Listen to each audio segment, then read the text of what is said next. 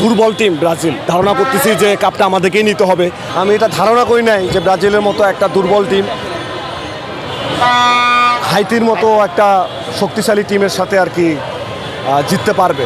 আমি ধারণা করেছিলাম যে হয়তোবা তাদের পরাজয় হবে এবং পরাজয়টা খুব নিদারুণই হবে, কিন্তু আমার সকল আশা প্রত্যাশাকে ব্যর্থ করে দিয়ে ব্রাজিল ফিফা র্যাঙ্কিংয়ে যে 83তম হাইতি তাকে হারিয়ে দিয়েছে।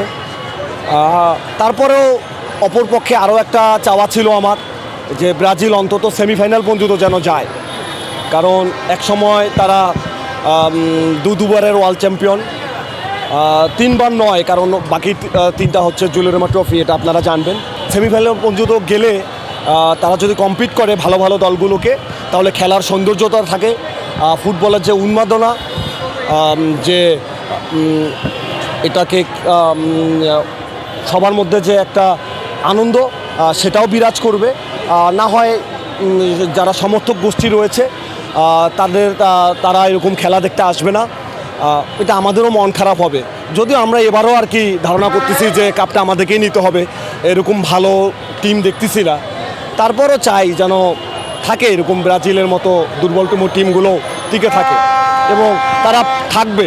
আমরা জানি যে কাপটা আমাদেরকেই নিতে হবে আর কি, আর কেউ নাই আমাদেরকে কম্পিট করার মতো, সবগুলোই দুর্বল টিম ব্রাজিল।